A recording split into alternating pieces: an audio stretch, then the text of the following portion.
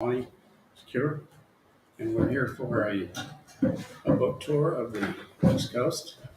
We're also here to show you this documentary that's coming up called The First Rainbow Coalition. And it was made about the coalition back in 1960s with Fred Hampton of Black Panthers and the Young Lords and the Young Patriots. And we were the three organizations that started the original coalition. And it depicts the conditions in Chicago at that time around the country. And historically, it was the first time really in Chicago that groups and people of multi-ethnic groups got together to fight oppression in Chicago. And it's called the First Rainbow Coalition. So, get started. You start.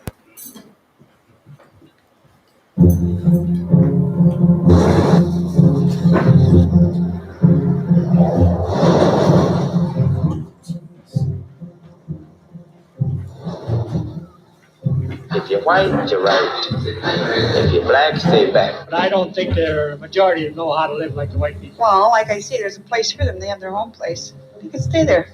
In Chicago, we have no ghetto, and we have no Negro ghetto. Chicago has the largest concentration of Negroes in an urban ghetto of any major city in the United States. The biggest and most serious problem confronting the city of Chicago is her race problem. You think we're going to have racial warfare? I certainly see that coming. We need to teach people is we are citizens that will serve the same respect.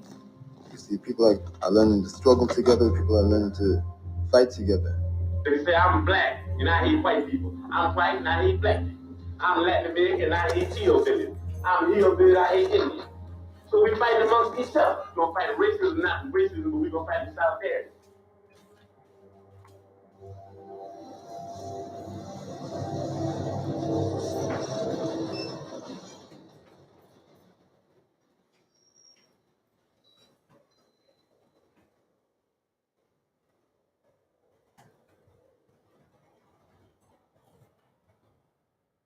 When I was young, I did everything all the other gang members did, and I would get into a lot of trouble.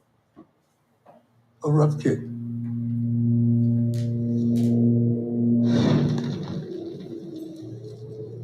I was in the House of Correction, and the whole Martin Luther King gets killed, and the rioters are coming into the jail in mass.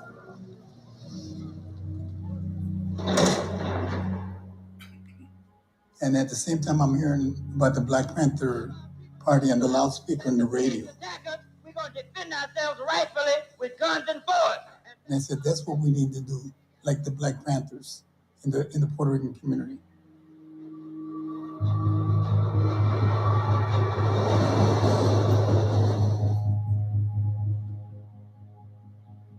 People call me Bobby Lee, Bob Lee, but my birth name is Robert E. Lee Jr.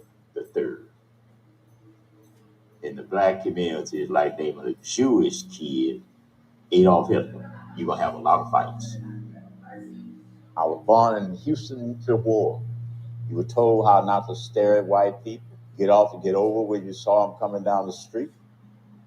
You were aware that when you left home, you left your community. You could be killed, you could be beaten. Right in Chicago, no, Chicago was no different. It was segregated.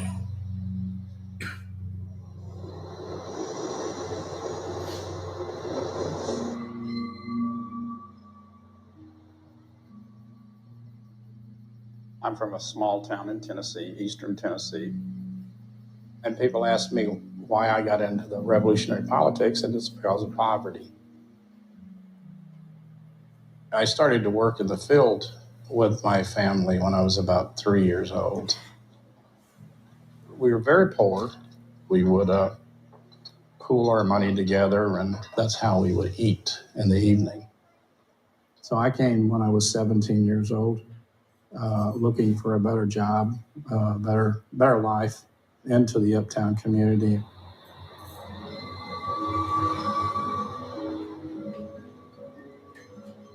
Chicago was a really important migrant destination.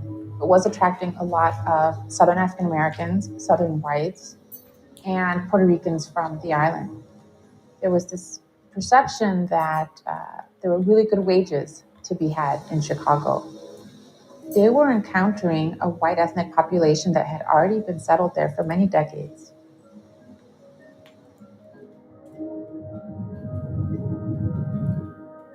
We were from Puerto Rico, and we settled on the northern part of downtown. Lincoln Park became about 40% Latino. Everybody was neighbors, everybody was family. If you were Puerto Rican and you went into an Italian or Irish neighborhood, you can get killed. So there were certain boundaries that we knew, the whole community knew, that they couldn't go there.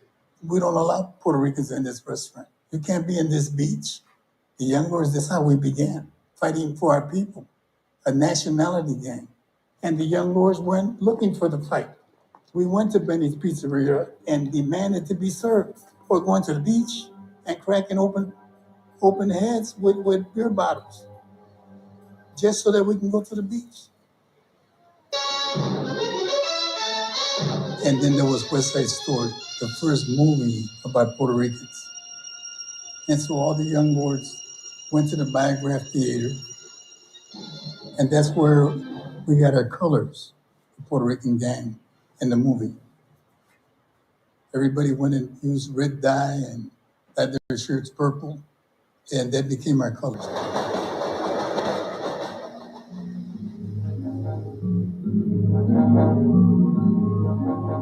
When I went to Chicago, I noticed everything was segregated. Everybody was with their own kind. You didn't go into their community, they don't come into your community. And that's the way it was in Uptown because it was Southern white.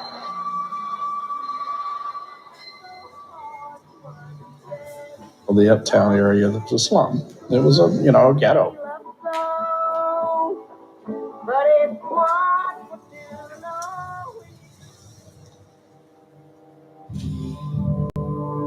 A series of articles came out classifying us as a very dangerous population. We were incestuous, we were violent, ignorant, racist. And that was the first time I had ever been called white trash, was when I came to Chicago. Initially, we had gotten together a street gang, young guys who were hustling like anybody. You could not get a job. I had to go in and literally sell blood just to survive. Students for a Democratic Society came into the community, and they formed a joint, Jobs Our Income Now. They were talking about the civil rights movement. So we started getting a political ideology. Trying to help the people in the neighborhood with the landlords sounded better to me than what I was doing. I mean, I wasn't doing nothing. I was a kid running the street. I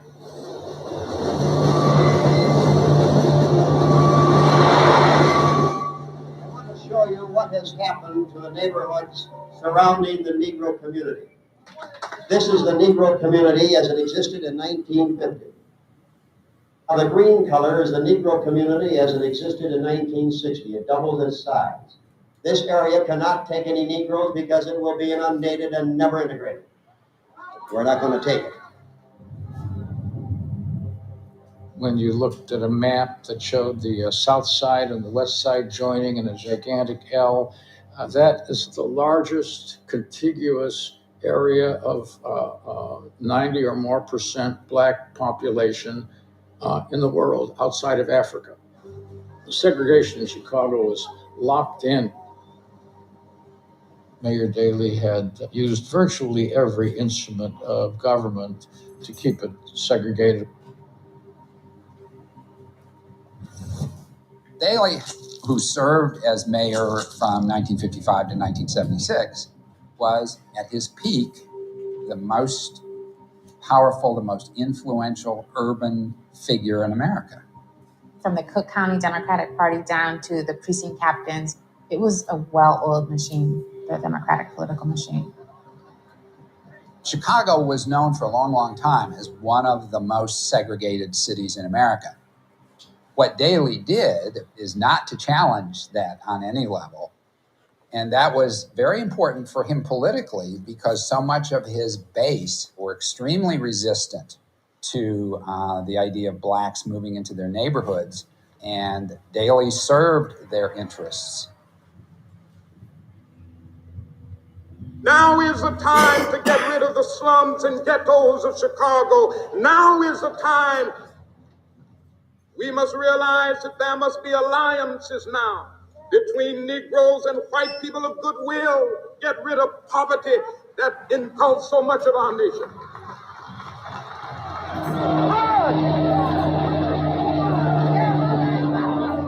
I've been in many demonstrations all across the South, but I can say that I have never seen, even in Mississippi and Alabama, mobs as hostile and as hate-filled as I've seen in Chicago. You feel you're in a close society, Dr. King, here in the Southwest side of Chicago? Oh, yes, it's definitely a closed society, and we're going to make it an open society. The white flight went to the suburbs to flee minorities coming into the communities. And Mayor Daley wanted to bring them back into the city. Urban renewal was a racist plan. It's supported by the federal government with funds. I would hope tomorrow every slum building in Chicago would be demolished and we have a decent home for every family. This is the aim of the present administration, and we're going to go through with it. We were just talking on the street corner and at the bars about how the neighborhood was changing in that. And then we found out about a meeting at the Community Conservation Council. We walked in there was a model display. There's areas that are vacant, and these were Puerto Rican areas. And we saw nothing but 12 white men there directing the meeting, so we told them, no more meetings here, unless you have Black, Latino, and poor white representation on your council. And they looked at us like we were crazy. So to prove our point, we picked up chairs and started throwing them around, tore up all the plumbing, trash, the entire place. We shut down the Department of Urban Renewal for about 3 months. That was a victory. I come from a people in the neighborhood that never worried about threats from anyone. As far as I'm concerned, there'll be law and order in this town as long as I'm there. What were you doing when this rookie cop hit you? I wasn't doing anything.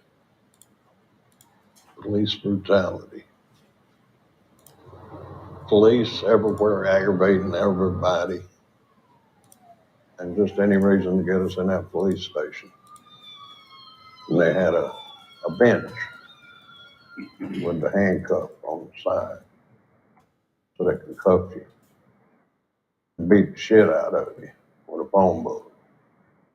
Whatever they wanted to hit you with, as long as they didn't leave any mark. They were free to do their own activities, whatever they want, to treat people any way they wanted to treat them.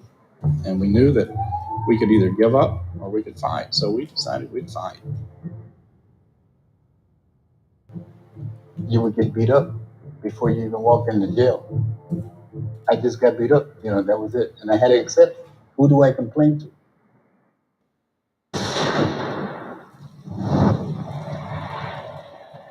When King was killed, all of us was affected. Rage, anger. Shoot to kill any arsonist or anyone with a Molotov cocktail in their hand in Chicago.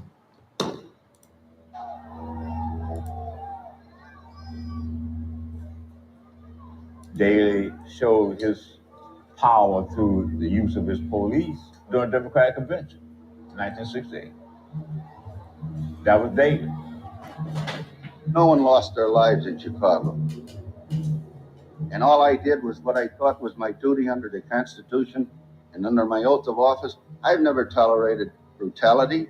The Democratic Convention, we had seen the hippies being beat in Lincoln Park. We could relate to that. What was going on in the Vietnam War, Martin Luther King and Malcolm X being killed. Our families being evicted from their homes. All that affected us and it awakened us. The young lords started transforming themselves from a gang into a human rights movement. The mission was self-determination for Puerto Rico. That meant that we were powerful as a people, as a nation, to promote a sense of pride for being Puerto Rican. And we wanted neighborhood empowerment.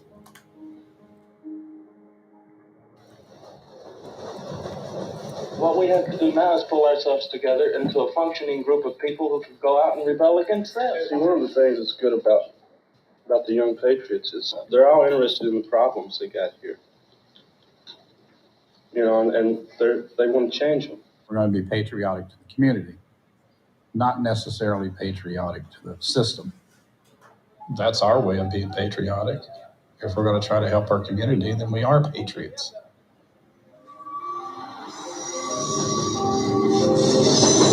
I'm the deputy chairman of the state of Illinois Black Panther Party, Fred Hampton. We're not a racist organization because we understand that racism is an excuse used for capitalism. It's a byproduct of capitalism. Fred was such a powerful speaker that, once people heard Fred speak, they were, drawn. We want freedom. We want the power to determine our own destiny. That's the first point. We want true education, decent housing. We want people to have fair trials with a jury of their peers. We want to end the police brutality. Pretty much the same things that ring true now, unfortunately. Everybody in the state of Illinois is going to have to be involved or even around the revolution because we're going to have one.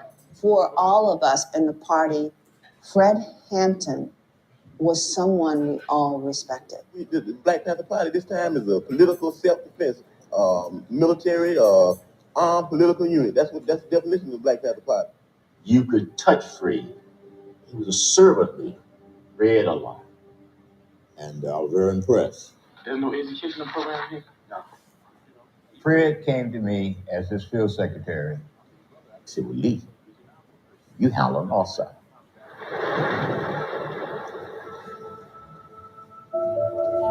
One day, Bob Lee said, hey man, I want you to take a ride with me tonight. We got to go to this place called Uptown. I need you to be my security man. They were poor, man. Well, I'm talking about slum. You could smell it. See, you could smell a slum. We all went to this community meeting with the Join organization. Panthers are here. Panthers are here. For Uptown. Okay. We come here with our hands open. You got to supervise us where we can be of help to you.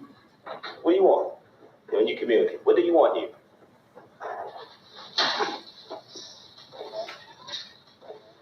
Are you afraid of the fact you want to take berets off, man, or what, man? There were a lot of suspicions about the Black Panthers, that they were gun-carrying terrorists. It was a scenario that I had never been in before. I see some guys with Confederate flag patches. I was a little concerned. The thing we got to deal with is concept poverty, man. We got to do reach color thing. See? Building's not fit for dogs to live in, but humans having to pay $144 a month, right? They sell the building, to new ownership. What we need is understanding among the people, coalition between the people to stick together and take them owners and put them over here in the lake somewhere. Right on. Once you realize, man, that your house is funky with rats and roaches, same way a black dude's house is, once you realize that your brother's been brutalized by the cops, the same way the west side and south side is, once you realize that you are paying taxes for the cops to whoop your ass. You're paying them. And you're paying them to kill you. You deal from there. The same thing happened on the south Bob side. Lee turned out to be quite an organizer. And he says, yeah, my name is Bobby Lee, but my real name is Robert E. Lee. And we all laughed. He said, you got to be kidding me. Who's here want to see this thing move? Right on. The first thing we talk about now is how we're going to organize. Where are we going to organize? And, we're all going to get run out of here eventually. That was a good meeting. It was. It got everybody riled up. It was a good start to a coalition. We worked very, very hard in Uptown community. It was 2 weeks. We went there every day, every night.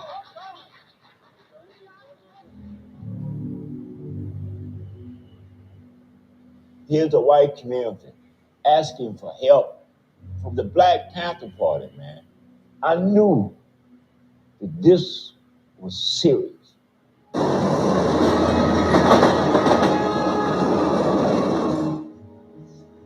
We went to the 18th District Police Station as a community. We locked the doors, we pushed them to the side, and we spoke. So it was a non-violent takeover of the police workshop meeting. The very next day, it came out in the news, and that's when we met Fred Hampton. We were talking about how we can work together. Then they told us about the Young Patriots on the North Side. We said that we would work with anybody and form coalition with anybody that has revolution on their mind. We called a coalition meeting.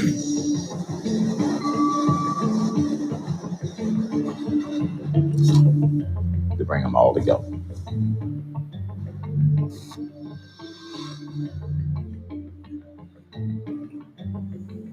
It came together, man. We all sit together. Boy, you look good, boy. It's here. There's a rainbow coalition button. And there's white, brown, yellow, red, and black. Didn't matter what color you wore this with pride. The Rainbow Coalition was about uniting communities so that we can make revolutionary change. Our communities were all struggling for the same cause. In unity, there was force. Urban Southern whites with Puerto Ricans and blacks. I don't think there had ever been anything that substantial in any urban environment.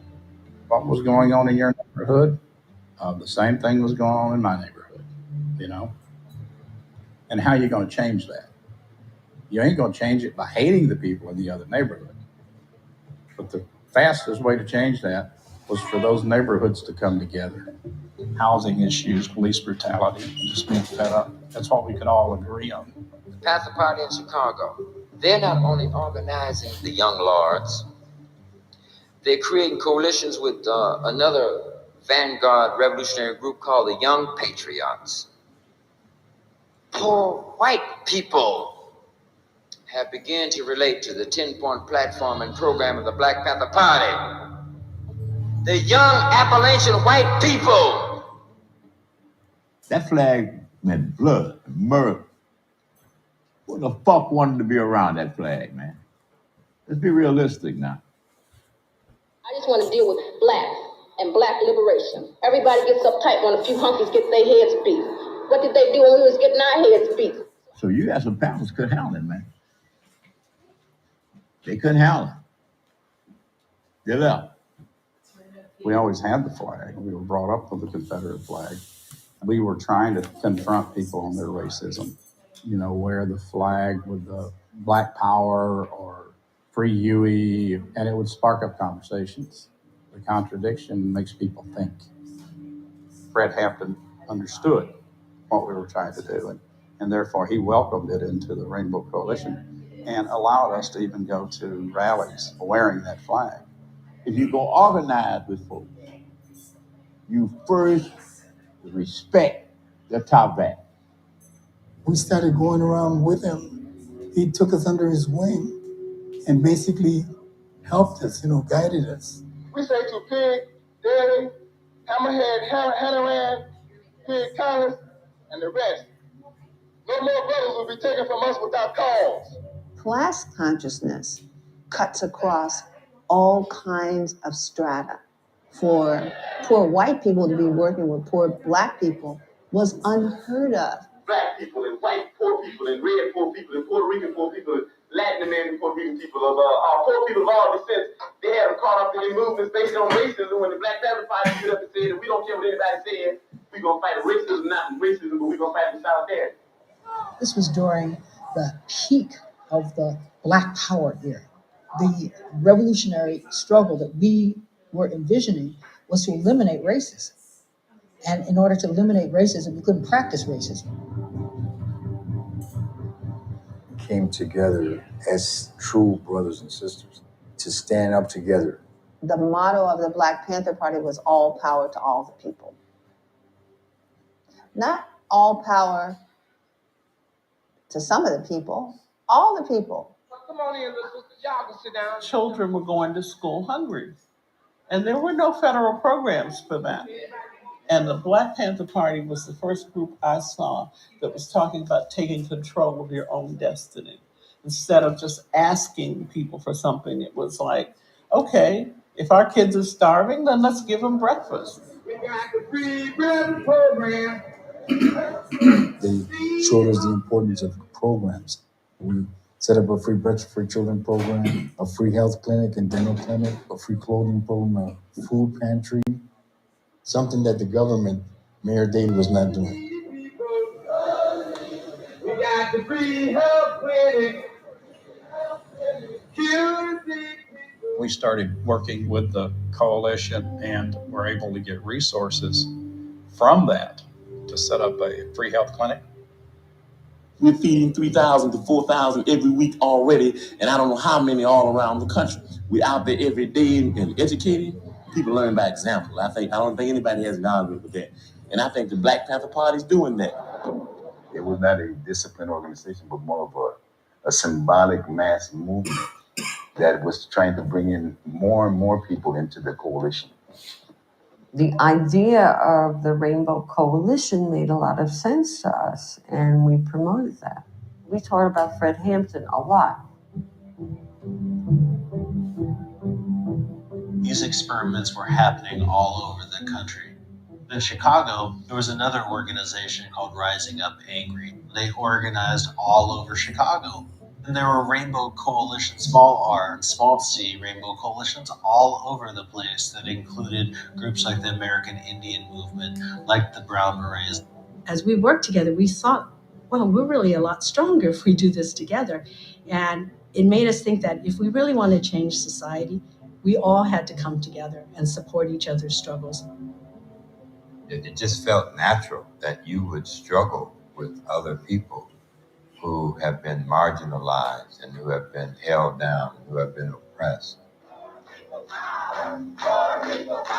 Whether you're from the south, north, east, or west, or whether you're a Negro, hillbilly, or a Yankee, we're going to stand here and fight together. Mr. Daley can take his money in his machine. His Uptown can take his money in his machine and go straight to H.E. you know where with it. There's been trouble, and there's going to be more trouble. We're going to continue to have more trouble. You see, people are learning to struggle together. People are learning to fight together. And I don't think that's trouble, I think that's self-defense, I think we're defending ourselves, I think the trouble has already come whenever removal came to this neighborhood. The Black Panther, we're going to run this black community. We're not going to compromise. There was this sense of solidarity internationally. These are communities who are struggling for very much of the same goals into oppression. That we were connected to the world and uniting with all these struggles. That was the beauty of it.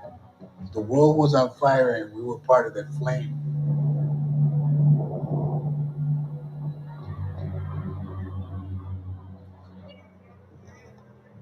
It appeared to me they wanted the white community to think that they could be violent if they had to on behalf of their people, so don't mess with our people. They were meant to scare the police. But it was turned against them.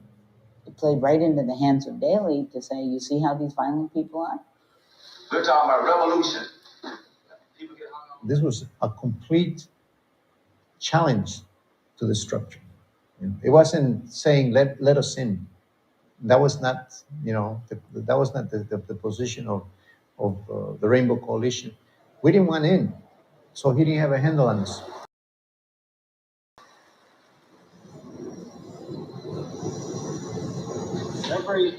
that's been held in Thresholds Hall has been observed by the Red Squad and photographed because they've watched it. I want to know what the purpose of this is. The Red Squad? They take your pictures just as these people are taking my picture here. The Red Squad. Their purpose was to identify and observe and even arrest people that were considered to be communist or socialist or on the red side. They're trying to discredit us. You know, these guys are criminals. They're being arrested. So that's the image that people would get in the community.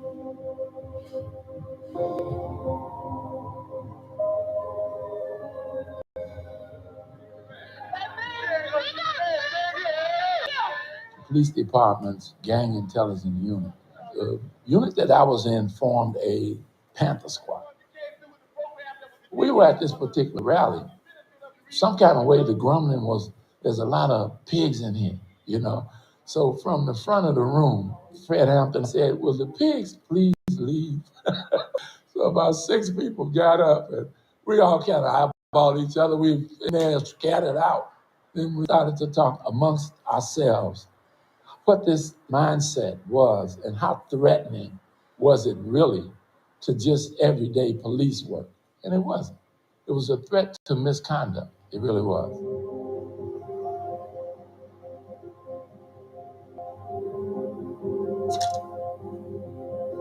Counterintelligence program. It was spying on groups to disrupt forces that we found objectionable.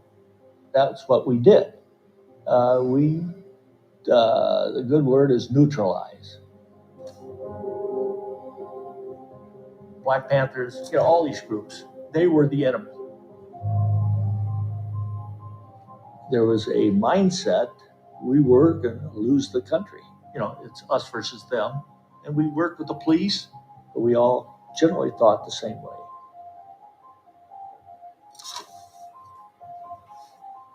There's been a glorification of this gang structure, and that's why it's so serious today. Here's the state's attorney. What about that? Rand was very tight with Mayor Daley. He was one of his cronies. He wanted to destroy us. He declared a war on gangs. They are brutalizing their own neighbors. They were not criminals, even though the Chicago Police Department lumped them together with street gangs. It allowed the police department to chase them as if they were gang members.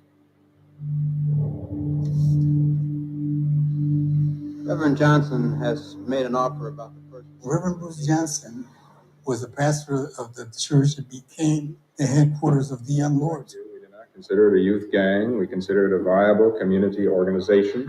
We began working immediately with the church. We're already begun taking an application for children for the Children's Center. Now the city of Chicago began attacking the Reverend like they were attacking the Young Lords. And they began fining him $200 a day every day that the Young Lords remained at the church. All we wanted was to get some help for our community. In the gang intelligence unit, our unit, this is all gang crime stuff. They went in where the people were doing breakfast programs, busted eggs out of the refrigerator on the walls. They poured flour and bust eggs in the flour. They unnecessarily set back something that was a legitimate breakfast program. But that dry run, they were so frustrated because of who they were looking for was not there that day. And that was the day I decided that I didn't want to be in that unit anymore. The reason why we haven't been able to open a daycare center is because the city has found ridiculous violations in the buildings, such as the floor is too low, the ceiling is too high. They knew that we were going to begin to get a lot more support from the community. And the only way that they could stop us was by using bureaucracy. I think that they should also look around in some of those apartments where the children will have to stay, you know, where they are getting lead poisoning, and not in a church where we are trying to take care of them. It turned out to be a very powerful coalition. It was kind of making them look bad.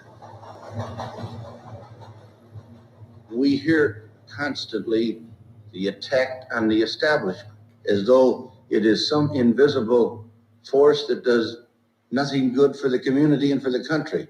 I've no apology to make to anyone for our country. To a great extent, I think Daley was simply unable to understand a lot of the societal changes at that time. Perplexed, frustrated, he fell back on repression.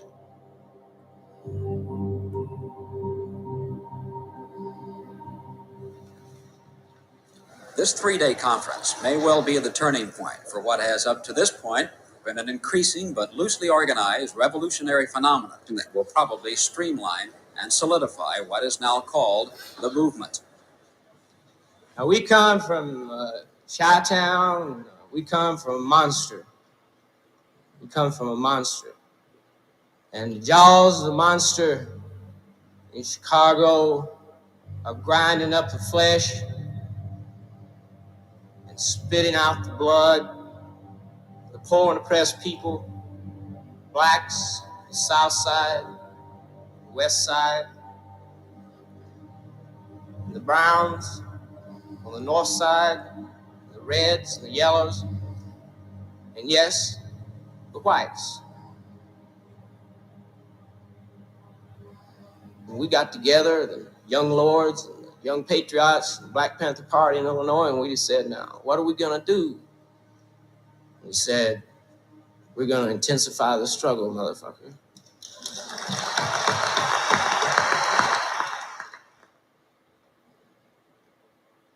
I was in the hole in Double Lock, which is where they usually put me into the jail. The warden of the jail came and he took me to his apartment and he put the TV on. This being the first Sunday since the Reverend and Mrs. Bruce Johnson were murdered. He was stabbed 17 times and his wife 9 times.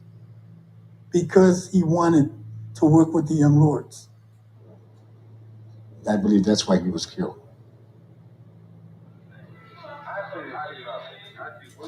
Ukraine, the Hanrahan leads charge. Before a raid, the police would hit the field, start arresting people. Your postman's face would change. You knew they were coming. I would be lying if I said that we wasn't afraid. Fine, man, but I just wish they would come tonight. Yeah, well, I want them to come. Hey, man, who was that? We had 2 attacks on officers. It wasn't raid at this time. We were attacked, man. You can look at the windows, man. Was there a fire in the, they set a fire after they got through? November, Spurgeon Jake Winters got into a shootout on the south side with police, and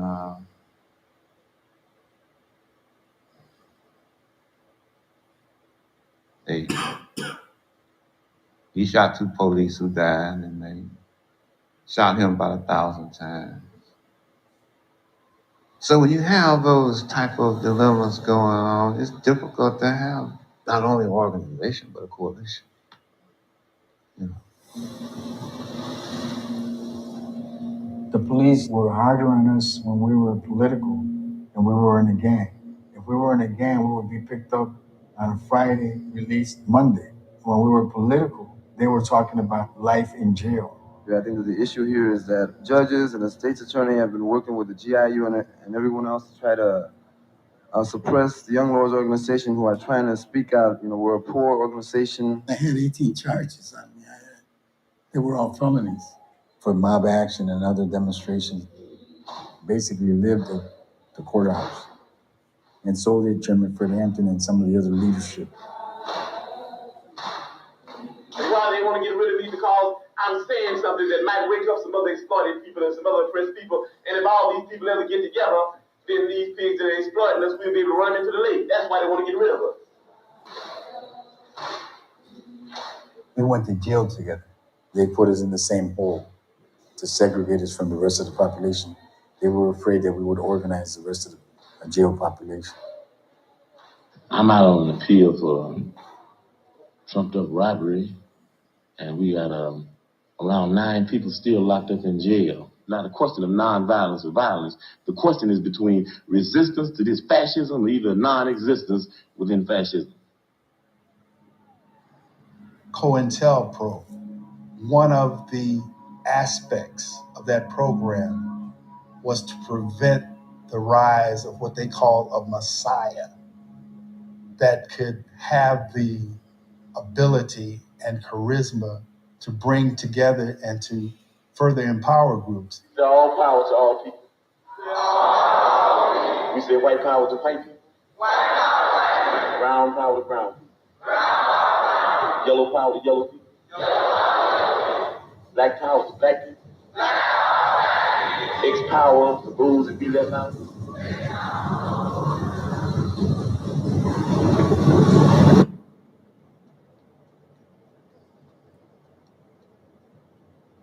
The 20-year-old chairman of the Illinois Black Panther Party, Fred Hampton, was shot and killed in a pre-dawn shootout with state's attorney's police in his West Side apartment. Another party member, 22-year-old Mark Clark of Peoria, also died in the shootout. Chicago Police, COINTELPRO, Red Squad, they were all collectively responsible for the murder of Fred Hampton and Mark Clark and the wounding of others. Chicago police took them out. If they didn't want you around, you weren't going to be around. And that's the way it worked back then. And it was scary.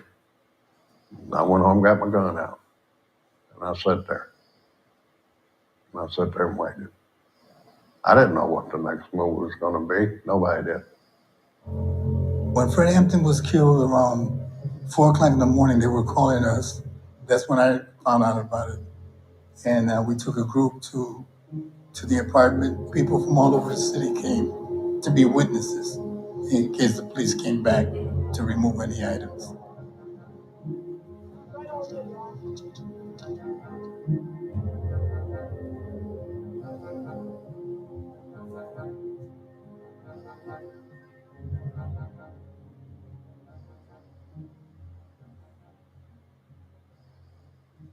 Government couldn't make him and couldn't destroy him. They shot him and he multiplied. I recall Jesse Jackson speaking and trying to not show any emotion, act like a macho. Fred, this is a good way to go. When he finished, I just couldn't hold it anymore. I just went into tears. A lot of people underestimated what the government would do to oppress a real, true poor people's movement. And what did he do? He formed coalitions. That's what he did. I am personally grieved over the death of Fred Hampton because he was a personal friend of mine. So it is that those who are symbolic of challenging America's injustice tend to have to die unless we make a real radical and revolutionary change in this society. They sprayed this wall with 30 caliber machine gun fire. They shot people who were on the bed asleep. The physical appearance of this apartment does not reveal any shooting out or reveal shooting in. All indications to me, personally, that this was obviously a political assassination. Who was there? I have no idea.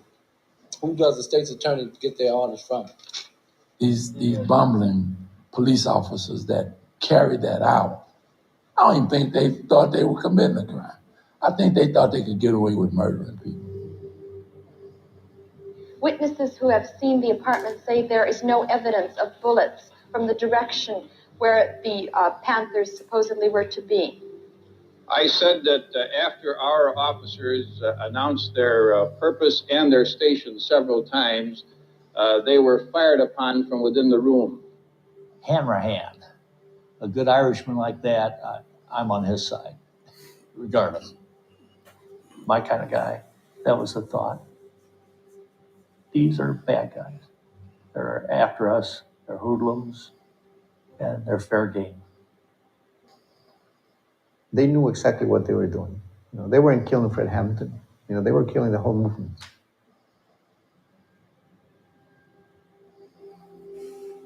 People were confused. There was chaos. People didn't know which way to go. People began to turn on each other. And it forced us as an organization to completely go underground. If Chacha is underground, Fred dead, they created the Nexus. So it was a downtime, man. It was bad.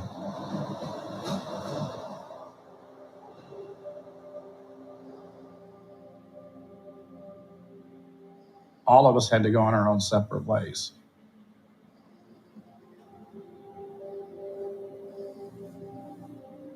I had gone back to my hometown and had gotten harassed there. They considered me to be a communist.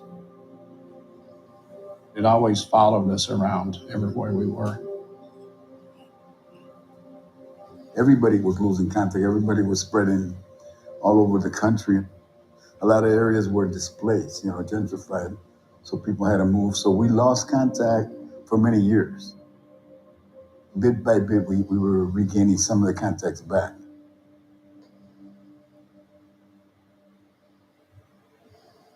I talked to Bobby Lee. He was telling me that he just doesn't feel very good. He called me a couple of days and said he had cancer, and that he was he's not going to take any chemo, and that's fine. I knew I had to come, here. How you doing, Mr. Panther? Hey, brother. Peace to you, man. Yeah, you too. Man, it's good to see you. Who would dream that you and I be together? Yeah, And Chacha coming back now. Rainbow Coalition Part 2. Mr. Robert Lee, sir.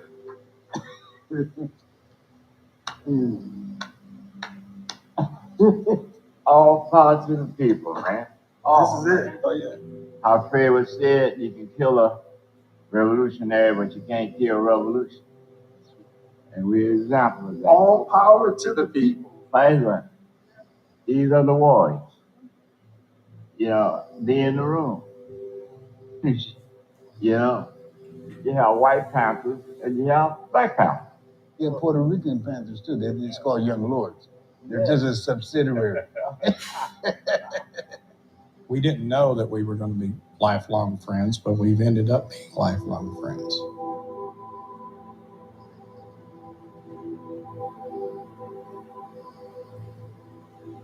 We're leaving pretty soon. I just want to know, what do you want me and other people to remember? Keep serving the people.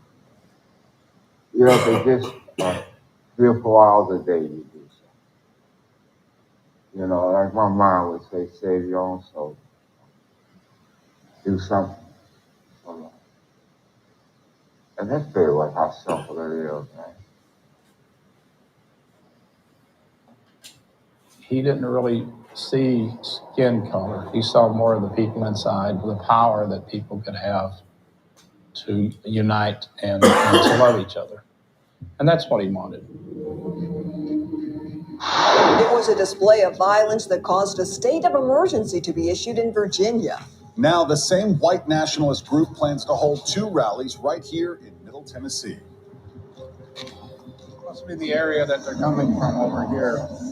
I think that's the checkpoint of the Nazis and the white supremacists up there. We start the deportation. Now we start the deportation. What democracy looks like. This is what democracy looks like. Tell me what diversity looks like. This is what. Young patriots in Chicago discontinued the use of the Confederate flag. We got into the Rainbow Coalition. We had to take a completely different look at the meaning of that flag. After a point, we thought there's no use for that flag here anymore. What that flag really stands for is hate.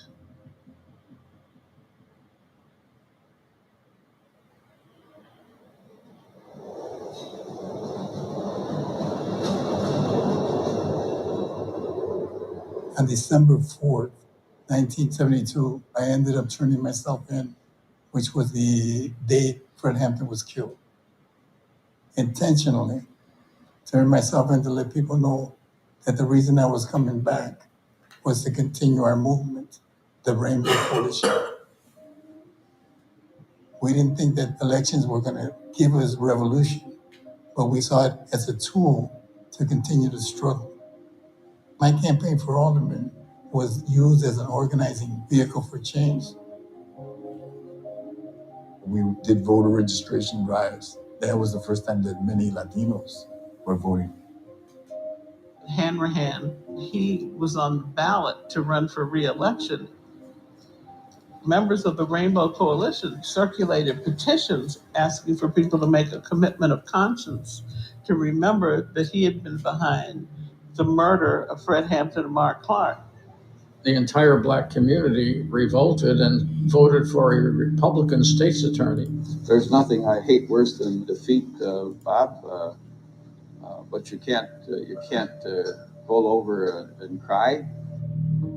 That began a fracturing of the grip that the machine held on the community. It was the last of the big city machines to be cracked in any way.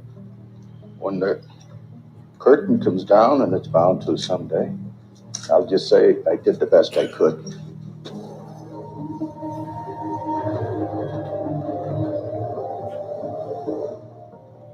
That concept of the Rainbow Coalition, it brought a lot of people together.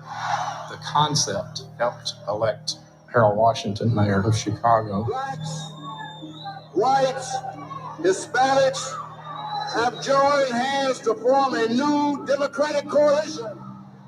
The Rainbow Coalition, it presented a possibility. It gave us a vision for what could be in terms of interracial politics. Our flag is red, white, and blue, but our nation is rainbow. Red, yellow, brown, black, and white. They are the members of what Jesse Jackson calls his Rainbow Coalition. The idea of the rainbow, I think that was a beautiful, beautiful notion of repudiating racism. That groups could acknowledge their common problems despite the huge legacy of racial antagonism and racial hostility that existed in a place like Chicago. It's phenomenal. I think that time will come when the people themselves will take the power that belongs to them to their hands and move. Racial profiling has to stop, Mr. Speaker.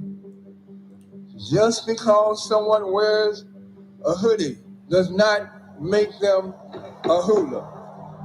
Barack Obama came to Chicago because he heard about the rainbow politics in Harold Washington.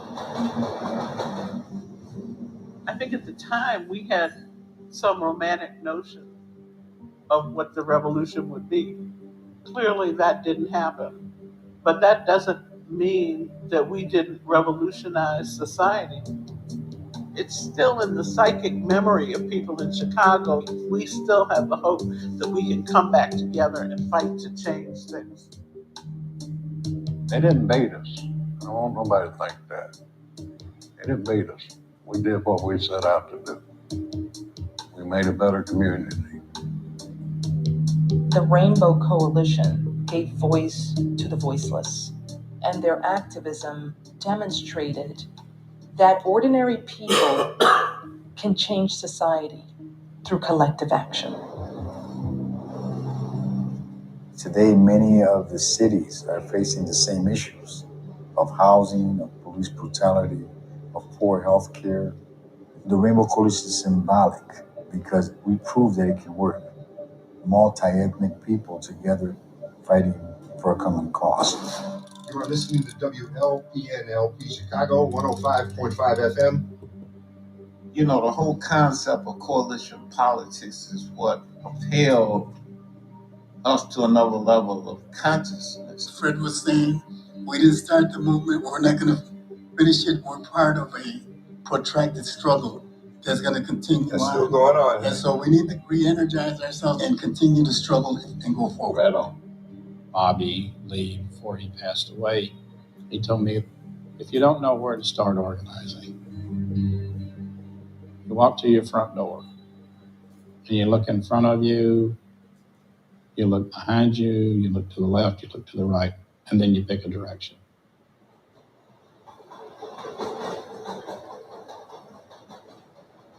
You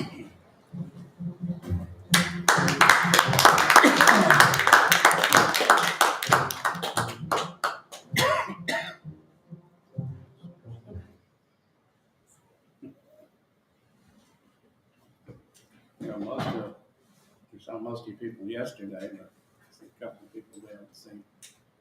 But back in, the 60s, the word coalition was just beginning to catch on. There really wasn't very many coalitions at that time. Well, now the Rainbow Coalition definition is in the dictionary. Two different meanings. They got one in Jesse Jackson's, and they have one about, racial coalition. So Which one is the first? Ours. Okay. You did. But a lot of you saw there was a lot of other stuff going on too. I want to talk a little bit about what was happening that deep into the neighborhood. Mayor Daley, of course, he was raised in a street gang. He grew up in a street gang of the Hamburgs, which helped propel him to, where he became mayor, or became sheriff, or sit in the state council.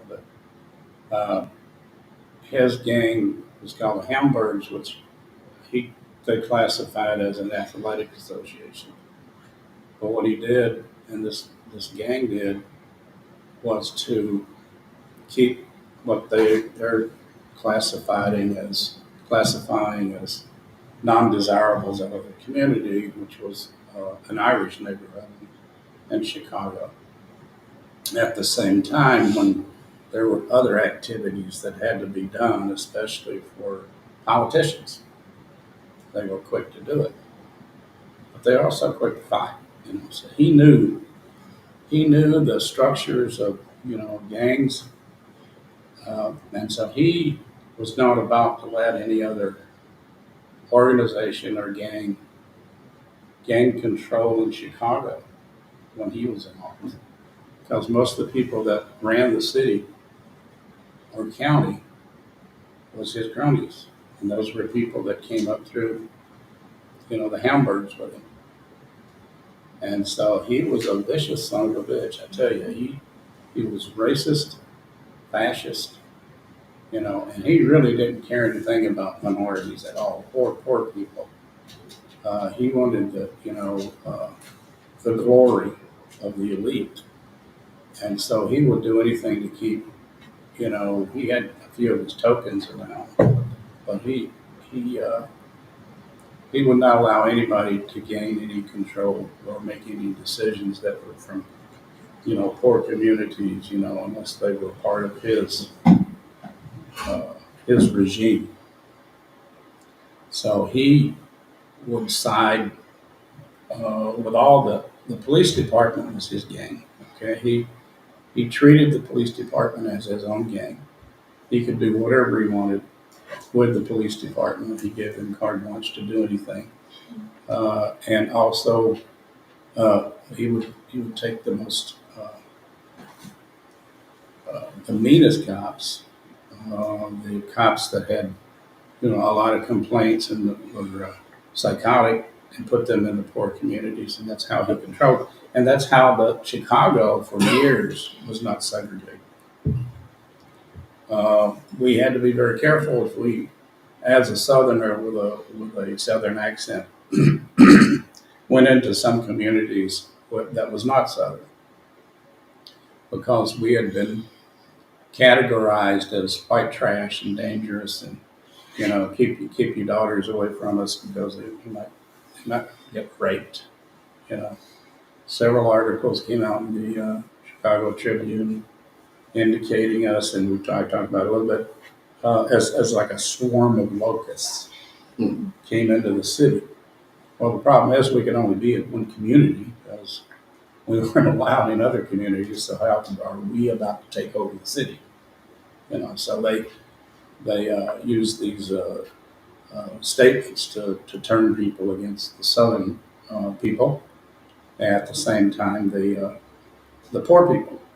So, we were considered to be just scum and treated as such.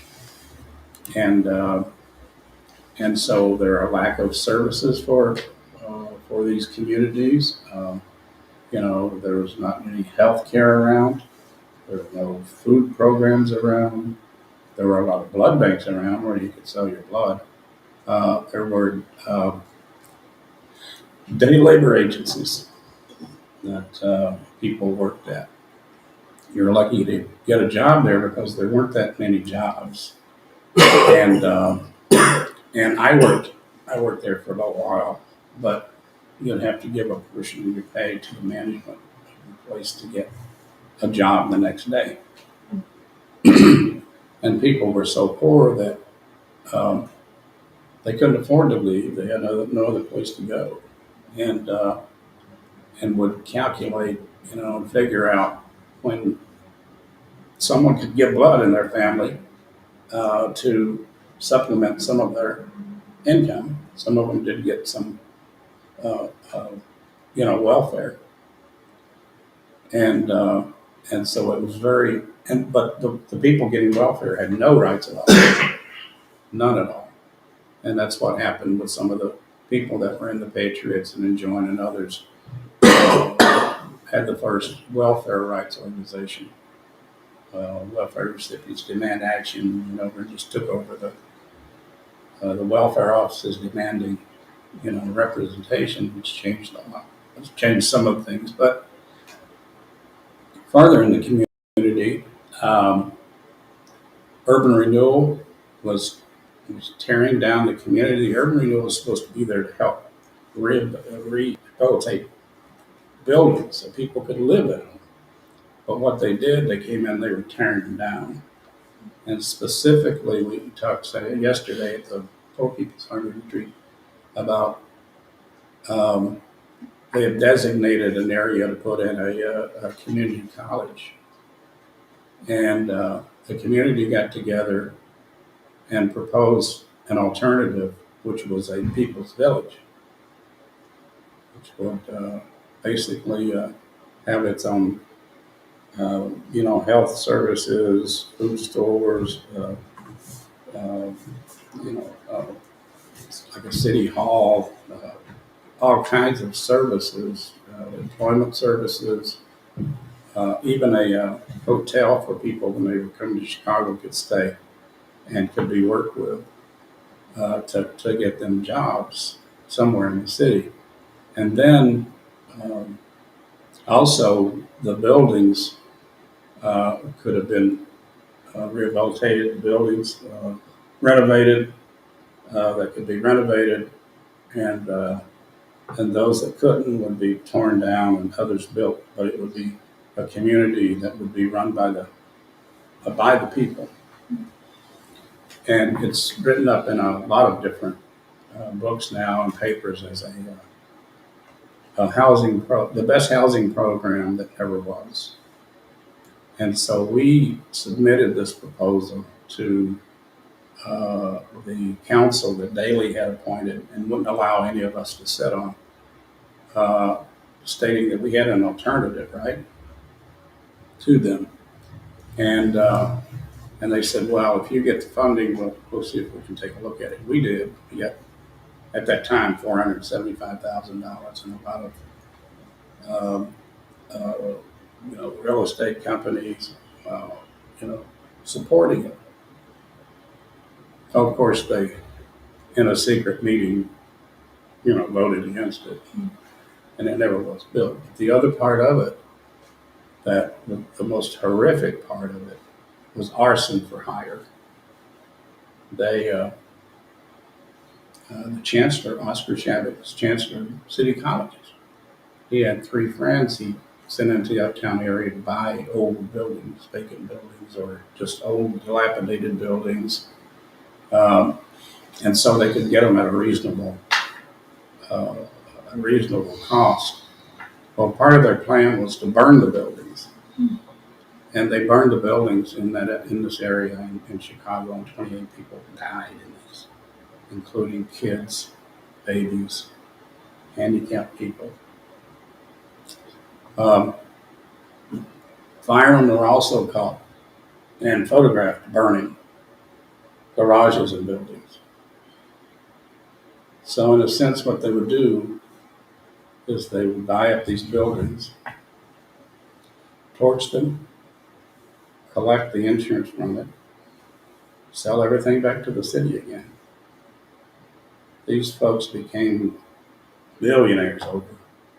2020 did an expose on them and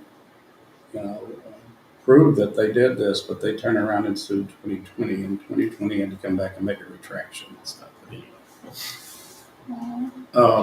Nobody was ever, for any of these murders, no one has ever, ever paid the price. And any of us at that time that were fighting against this plan, we were already targeted by the police, the cops, and we were steadily beaten after that, or several of our members.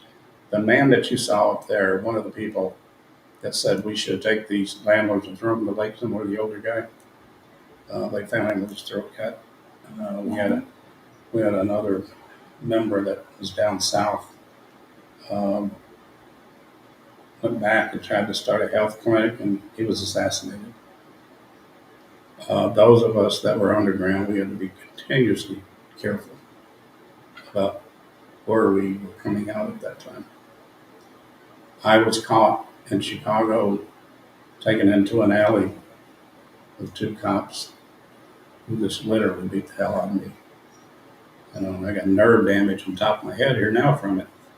But that's the way it was. They were also, the cops had carte blanche to do what they wanted. The precinct captain in the area had an apartment where they could take women for sex.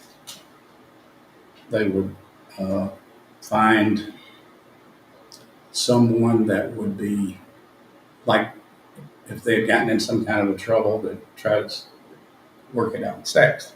If they had, someone's family member that they could send to jail, they'd work it out in sex. They also had their own burglars that they would get to break into places to steal stuff for them.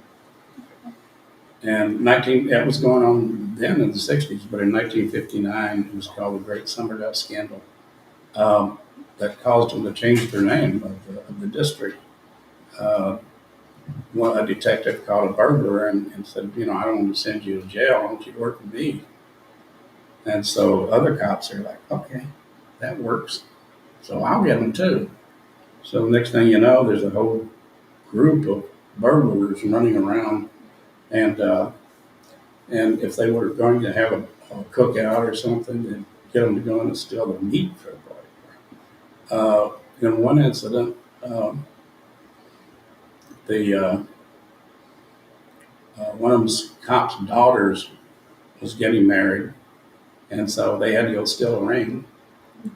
And the other incident, when they finally they did get busted because they were one unsuspecting cop from another district that didn't know anything about it busted somebody, and they told him about it. So he involved the FBI, and they went in and busted this police district. They even had to go into the home of one of the cops they busted and take a ring off of his wife's finger. That's how crooked they were. In a joint office, a woman wandered in there crying, said, "I'd just been raped. Two cops took me in and now they raped me." Me and Bobby McGinnis that you saw holding up the button, and another male young patriot and a female young patriot were stopped by the cops, by two corrupt patrol officers. And they came down and looked in the car, and they knew who we were. And they had Bobby McGinnis to go back to the police car, and he held up some pills and said, "We're going to charge you with, distributing narcotics. But we can drop that if we can fuck the girl." By that time, another squad car pulled up because they knew what was going on. They were intending on gangbanging this female. And we said, where our dead body? And we had a little scuffle, but then we got away from them. We got in the car and got away from them. It was unbelievable what was going on, you know? But that fills in some of why we were so adamant about trying to form a coalition, you know, and seeked out the Black Panthers because we knew that the Black Panthers would help us. And so, you know, like I said, I had to go underground for a while, stayed there for a while, came back out, uh, wrote a book, got involved with Second Rainbow Coalition, which I'm glad I lived long enough to see. You know, got some great groups in it, and it's following along the same legacy as some of the first Rainbow Coalition. So I don't think we can do anything to go up from here, but we're going to be attacked. We're going to be attacked. There's no doubt about that. They're not going to allow this to happen again. They're not going to try. So that's why we have to organize as much as we can now. But I met Kwame, who has been organizing the Second Rainbow, and we've been doing this book tour all over.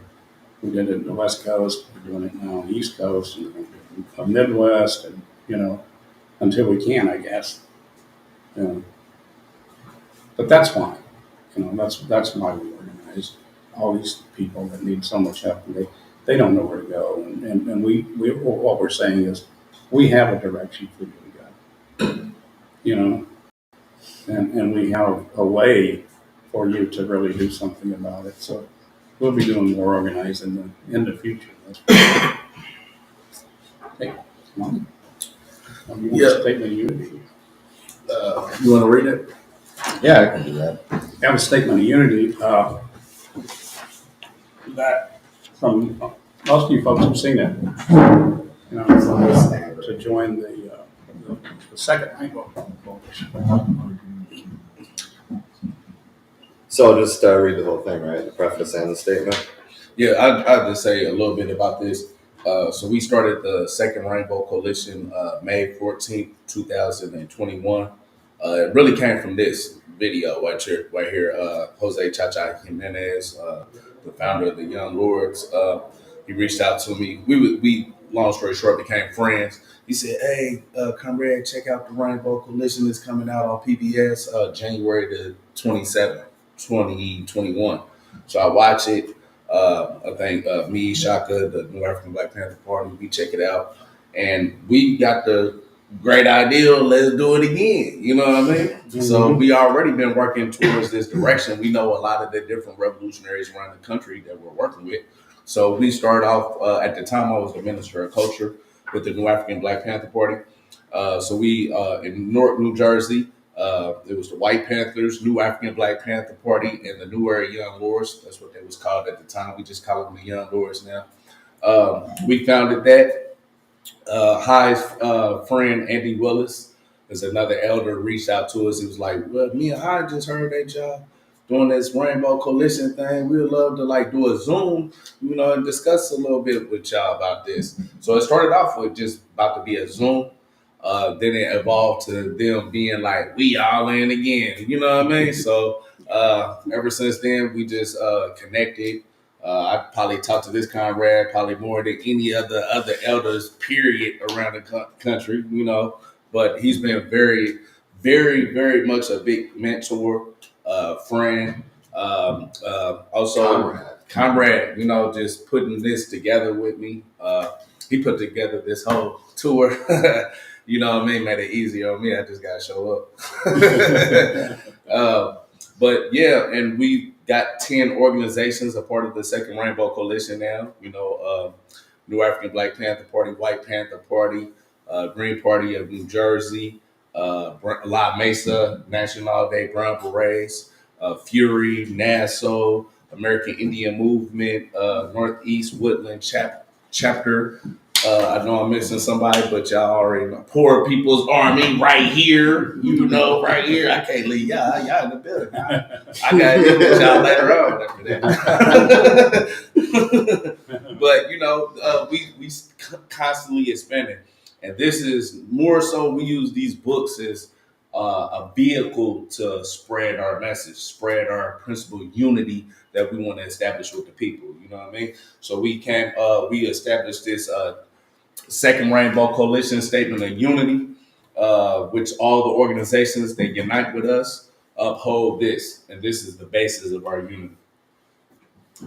So I'll just start with the preface. The United States was founded as a colonial settler state based upon white supremacy and slavery, stealing the lands of the indigenous nations, breaking every treaty made with them, and confining them to reservations or concentration camps.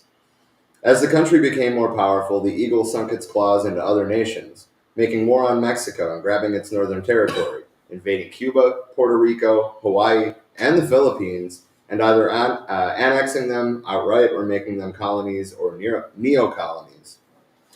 In the 20th century, it became the major imperialist power in the world, exploiting both the people within its boundaries and those in every other country, bullying them with military interventions and robbing them of their right to self-determination.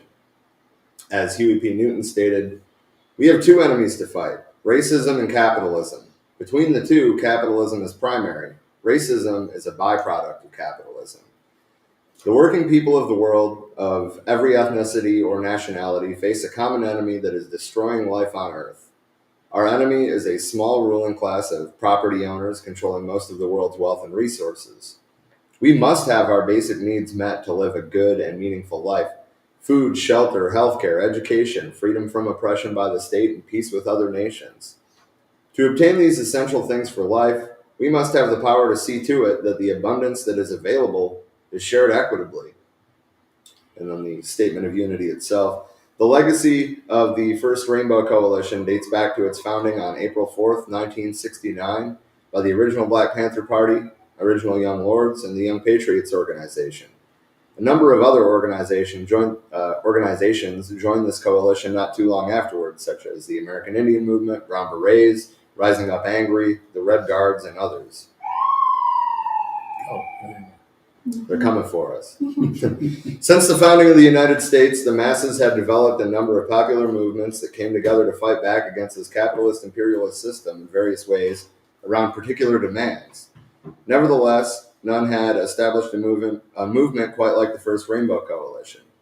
This historic movement was the first of its kind that established a model of class struggle like no other. Its charismatic leader, Chairman Fred Hampton of the Illinois chapter of the original Black Panther Party, stated that at the end of the day, we're not engaged in a race struggle. He said it's a class struggle, goddammit.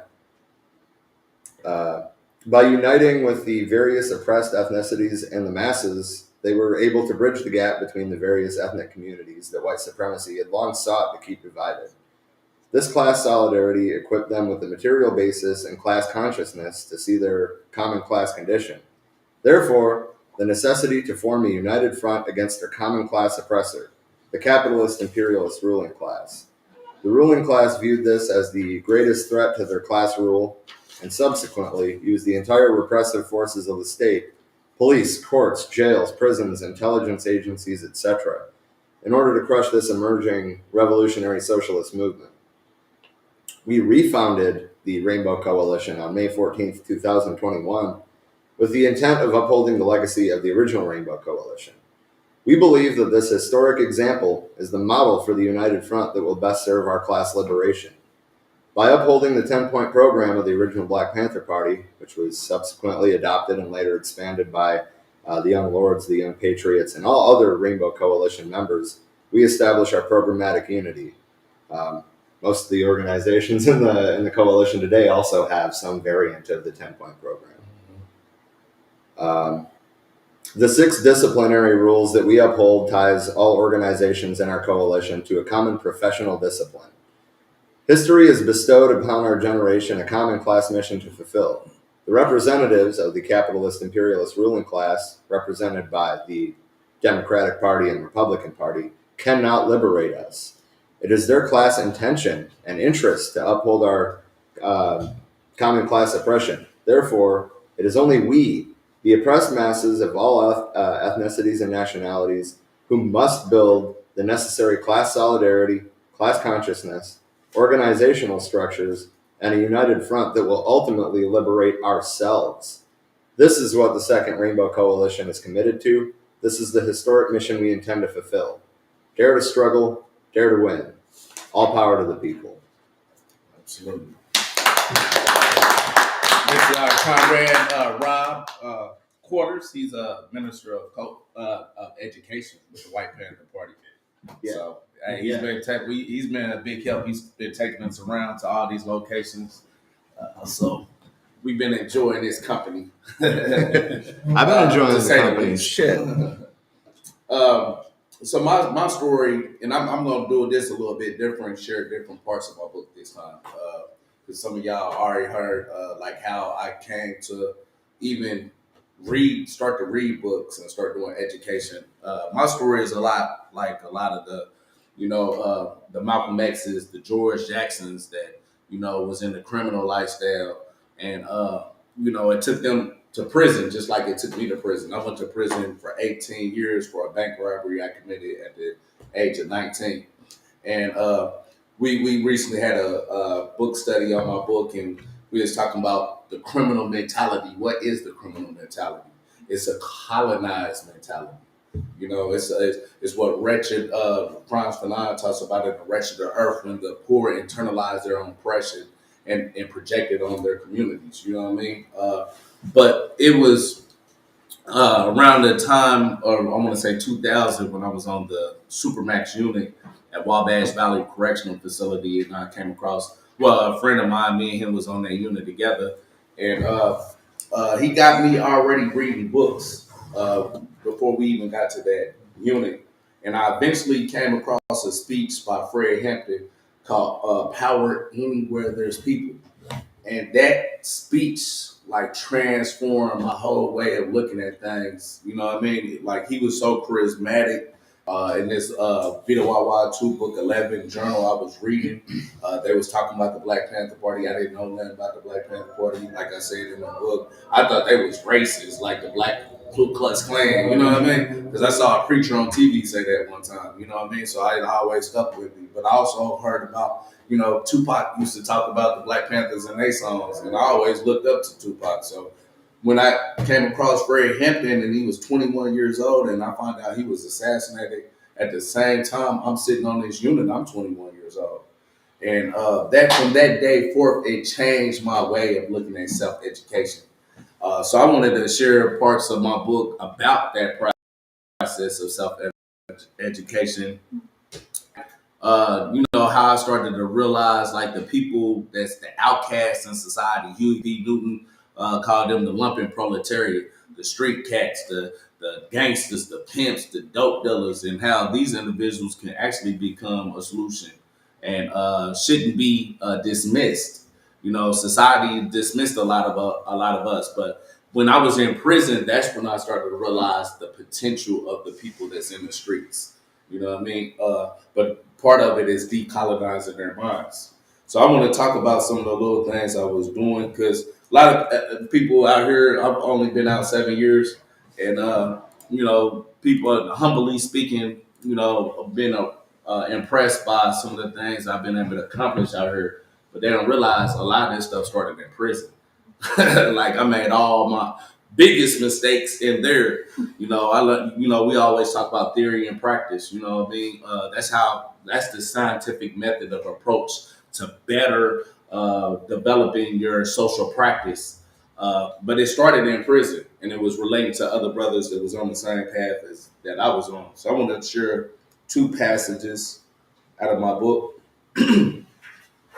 So it said, I had met a lot of conscious brothers over the years that I had spent in prison. Most of them, like myself, had been criminals who had gotten locked up and had been given 40, 50, 60 or more years in prisons, and eventually started to undergo years of self-education at some point.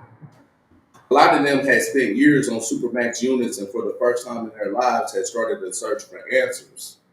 Many of our stories were similar, such as in how we turned to revolutionary politics and began incorporating those politics into our daily lives. I think a lot of the all the groups and individuals who had influenced individuals like me, most have been Malcolm X and the original Black Panther Party. By this time in my prison bit, I had read so many books that I had a nice library in my cell. Coming across other guys around my age who were on the same journey as myself, it was natural that we started to come together and decide practical solutions that would help raise the consciousness of other prisoners inside with us. One of the creative things we came up with was the communal library we developed while on D East. D East was a administrative segregation unit where we were separated from population, but we could get like commissary and stuff like that. It wasn't a disciplinary segregation unit, so called, but all the brothers on the various ranges who had large selections of books wrote down a list of books that they had and were willing to make a part of the communal library. We then compiled the list and made it available to anybody who wasn't a snitch or a child molester and wanted to educate themselves. I think the most popular book that a lot of guys selected out of my library was Asada, autobiography by Asada Shakur. Asada's autobiography was one of the most my favorite books too. She was a Black Panther and a Black Liberation member who had been a part of those movements and had gotten incarcerated behind an incident that had occurred on the New Jersey Turnpike in 1973 that left a pig by the name of Warner Forster dead. Even though she was hit during the shootout, which left her left dominant arm temporarily paralyzed, they had charged her with the murder of that pig alongside with Sundiata Acoli. One of the other BLA members named Zayd Malik Shakur was killed during the shootout. By all evidence, the shootout was initiated by the pigs. While serving time for that case at Clinton Correctional Facility for Women, she was able to escape from that prison in 1979, which is the year I was born, with the help of a number of revolutionaries who helped break her out. She eventually fled to Cuba, where she enjoys political asylum to this day. Her story completely fascinated me the first time I read her book. Not only could I identify with her evolution into a revolutionary by documenting the various transitions in her life, I had learned a lot about the capitalist imperialist system and why a socialist revolution was the only solution for the oppressed Black population in particular, as well as the lower class in general. Her account of how the Civil War had nothing to do with freeing Black people from slavery out of some moral concern, but rather was a war to decide if the capitalist ruling class or the slave owning ruling class would control the direction of the U.S. reigned true. I had already read The Wealth of Nations by Adam Smith, who was the so-called godfather of capitalism. Even in his own book, he had explained that chattel slavery was an inferior social economic system compared to capitalism and would eventually have to be replaced by it. A lot of the books I had in my possession were books about the original Black Panther Party. Even though I had started to consider myself a Marxist Leninist Maoist, I recognized most Black people wouldn't enter revolutionary politics through white or even Chinese revolutionaries who they couldn't directly identify with in an immediate sense. They would have to learn about the legacy of the Black Panthers here in the United States, and then and only then could they venture outside of the parameters of the U.S. borders to discover where the Panthers got their ideological method of approach and world outlook from. Anyone who doesn't realize this fundamental truth about the Black community is either naive or still blinded by their myopic ethnic centralism. This latter point is something that Eurocentric Marxist Leninist Maoists must come to understand, or they will never be able to relate to the Black population. In a country that has been infused with white supremacy on every level throughout every institution, Black people are very distrustful of anything dressed in white who claims they will bring us salvation here in heaven or on earth. At least that's what I was seeing from the brothers in prison who had begun searching for answers within the pages of books. I was one of the few communists I had come across in prison. Most brothers were either black nationalists or cultural nationalists. Some of them expressed it through religion, such as those who embraced the Nation of Islam. Others were contemporary Garveyites, some through the Moorish Science Temple, which was a mixture of cultural nationalism with religion, while others were black Hebrew Israelites. Then you had those who were black nationalists who embraced the five-state solution advocated by the Republic of New Africa. Occasionally, you would come across the New African communists who were a combination of Marxism, Leninism, Maoism, and the ideals of the Republic of New Africa.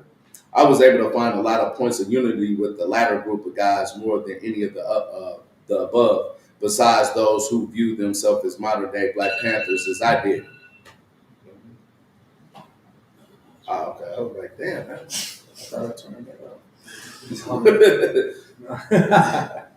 I hear somebody humming again. But one thing I realized by those years relating and dialoguing with the conscious sector of these brothers behind the wall was that identity politics would be the greatest hurdle for our people. I wouldn't say this was exclusive to black population of prisoners because it actually affected the whole prison population to one degree or another. The Aryan Brotherhood, an Aryan circle where the extreme fascists formed that identity politics and nationalism took upon. While most guys and groups fitted on the spectrum of nationalism, where it was often hard to get guys to truly embrace a class consciousness that transcended the social concerns of their own ethnicity. It wasn't that they were necessarily racist, because most viewed racism as a part of the problem. They just couldn't get past viewing the problems that affected the black community from a black-centered lens that was often devoid of a class analysis that would have helped them to view the same issue holistically. Subsequently, that limited many guys from seeing who their natural alliances really were. Black people alone cannot achieve black liberation. We need allies and to build a united front against capitalism and imperialism to accomplish that. Besides, I had already started to view black liberation as a means to an even greater end, human liberation.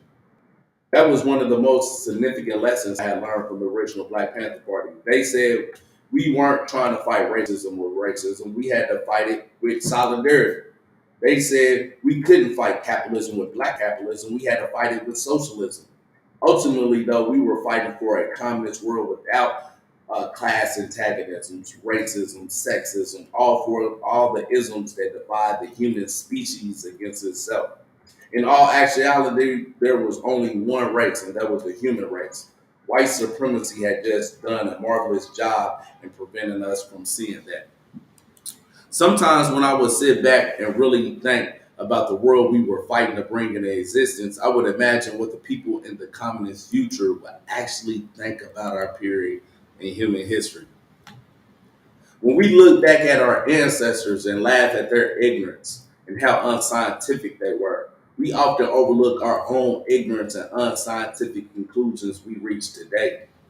It's crazy now to think that many of them actually believe the Earth was flat, or that the bubonic plague between 1346 and 1353 of this common era was due to sin and murders, scores of Jews behind it.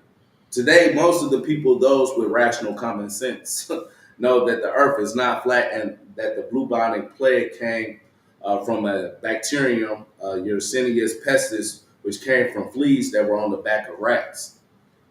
It makes you wonder what they will think of us and how we use pseudo-scientific ideals such as racism, sexism, and homophobia to divide our species. I would sometimes wonder what they would think about how capitalism nearly wiped out our species with endless wars just for some imperialist countries to be able to dominate and control other oppressed countries. I would often imagine what they would think about our social economic system compared to the one that they will have been born in and raised in. I imagine that the feeling this I imagine them feeling the same way that we view today the time period of the transatlantic slave trade in the United States and around the world, with utter disgust and disbelief that such a thing could have ever occurred. We all know that it happened because we read about it. read about it, watched movies and documentaries about it, but still it just seems so surreal that people had actually been forced to endure it. It seems so crazy that people truly believe that that was ordained by God, and many white people truly believe that they were superior species in relation to us. Some still act as if they believe that today, but that is a dying ideal while they keep it alive in objective ways in practice, though. Nevertheless, whenever I contemplate and thought about that, what the future communist world would think about us, it would cause me all the more to want to be a person who they could point to and say that I was someone in my lifetime who bucked against the lunacy of my own time, even when it was unpopular to do so. Because I read a lot of books, I eventually came across a poem that I adopted as my creed that became a major influence in how I did my time. That poem was Invictus by William Ernest Henley. That poem resonated with me so much that I got Invictus tatted down my left back arm and soul tatted down my right back arm. I still believed in God.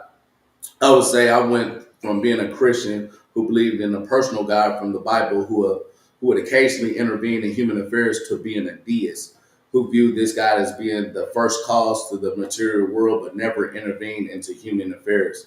I think my studies of yoga, Buddhism, and the Egyptian mystery schools of thought, along with the studies in the metaphysics, caused me to evolve into the direction once I left the Christian faith behind. I even wrote a piece around this time titled Dialectic Metaphysics, since I was trying to resolve the contradiction between my recognition of both dialectical materialism and a deist God. However, the more I began to probe the question of God and study dialectical materialism, I found myself becoming more agnostic in my world outlook on this subject. If you would have asked me at this point in my life if I believed there was a God, I would have admitted that I didn't know. The subject was a question mark. That's why William Ernest Henley captured my feelings about life so accurately at this juncture. In that poem, he said, out of the night that covers me, black is the pit from pole to pole. I thank whatever gods may be for my unconquerable soul. In the field clutch of circumstance, I have not winced nor cried aloud. Under the bulgings of chance, my head is bloody but unbowed. Beyond this place of wrath and tears looms but the horror of the shade. Yet the menace of the years finds and shall find me unafraid. It matters not how straight the gate, how charged with punishments the scroll. I'm the master of my fate. I'm the captain of my soul. I wanted to share that section of my book because it shows you that, I was really struggling with a lot of different questions at this time in my life. And I started to search through it like my book, my search for answers, truth, and meaning. That search took me in a lot of different directions. Reading books on the Panthers, reading subjects about philosophy like dialectical materialism, metaphysics. You know what I mean? Stuff I would have never did out here. If you would have even asked me what dialectical materialism, metaphysics was out here, I was like, what the hell is that? Like, is that Swahili or something? You know what I mean? Chinese, Arabic, what the hell are you talking about? But it gave me time to reflect on bigger questions in life. I think a lot of us have this yearning where we want to answer some of these biggest questions of life, but don't know where to start or don't have the time to even contemplate some of these things. You know what I mean? And this right here reflects, the importance of struggling with ideals. The importance of trying to resolve contradictions in our cognitive dissonance. You know what I mean? We was all raised a certain type of way. You know what I mean? And like Mark said, it is not one's consciousness that determines their social being, but on the contrary, their social being that determines their consciousness.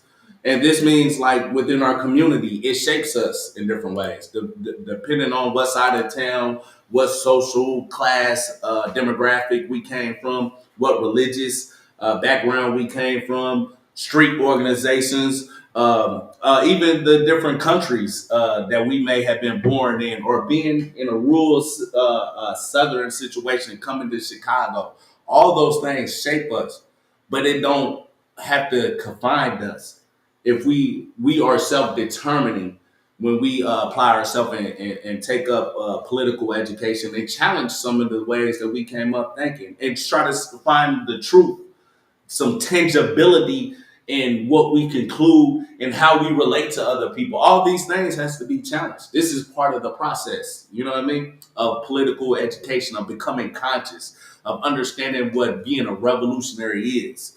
We're trying to fight to bring into a different society, you know. And at one point, I talk about it started to imagine what does the future world look like, you know what I mean, and how would they think about us if they can look back and come back to our time, like we saw Back to the Future, the movie Back to the Future. What if these individuals came back here in 2023 and they saw the world we live in? They got a chance to sit down and talk to us, and they're like, "Damn, like y'all really have fascists? Like what the hell? Like what is that? Like y'all really thought that y'all was a superior species than the next human being? Like y'all really had wars where y'all destroyed whole countries, y'all destroyed the whole climate, which could have made all of us went extinct. What was y'all thinking, man? Like that's crazy.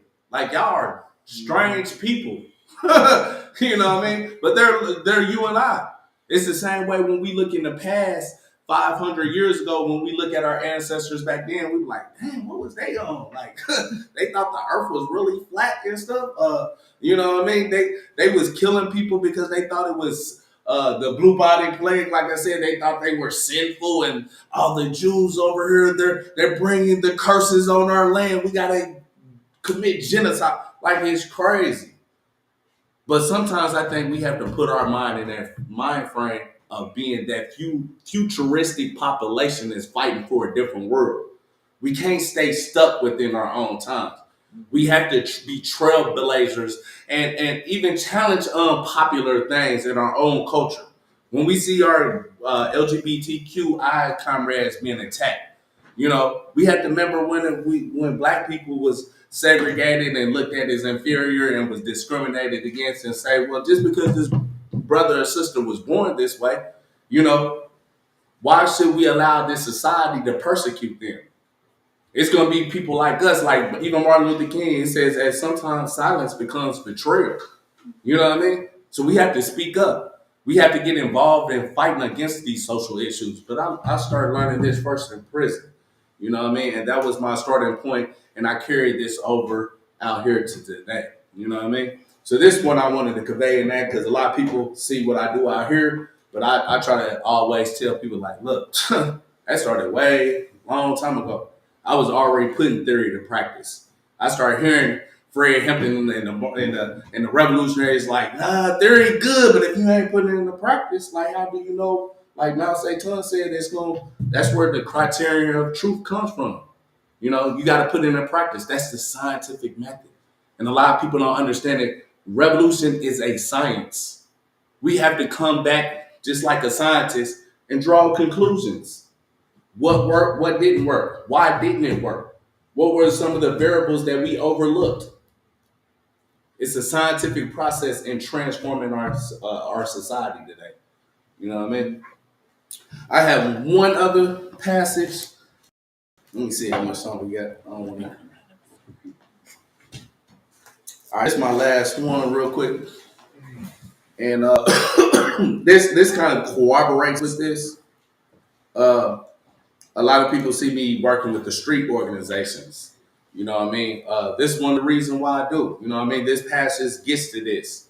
This is also why the government wants to keep some of these demographics into that street element. You know what I mean? But we have to see the potential in these brothers and sisters out here in order for us to really get to the real down in the bottom masses out here. Because those are the ones that once we get them on board, man, we got a we we got a whole army. You feel me? So this is the part I want to share with y'all about this. And this will be my last part I want to read. It says, brothers like Shango made the time I spent on the shoot easier to endure. And this one I was on Supermax. I'm fast forwarding our little story a little bit. I found a lot of meaning in helping others to answer those big questions of life. It also showed me that some of the most hardcore gangsters, criminals, and convicts was just as capable as anyone else to transform themselves and become intellectuals as well. In fact, it made me realize that Huey P. Newton was right about the lumpen proletariat class being essential to the vanguard party and the socialist revolution. Although many of us have been criminals throughout our lives, we were the ones who had experienced firsthand police brutality, the injustice of the courts, the dehumanization of their prisons, and the hopelessness at the bottom. Many of us have been students of guerrilla warfare in our communities through gang warfare, living the street life, or simply being rebels without a cause. The main difference between the criminal element and a person who transformed themselves into a revolutionary is political education. Once this class of brothers and sisters were given a revolutionary education, they realized that they would become the main backbone to any genuine revolutionary movement in this country. That section of our community is our army and fighting force. They just aren't aware of it yet.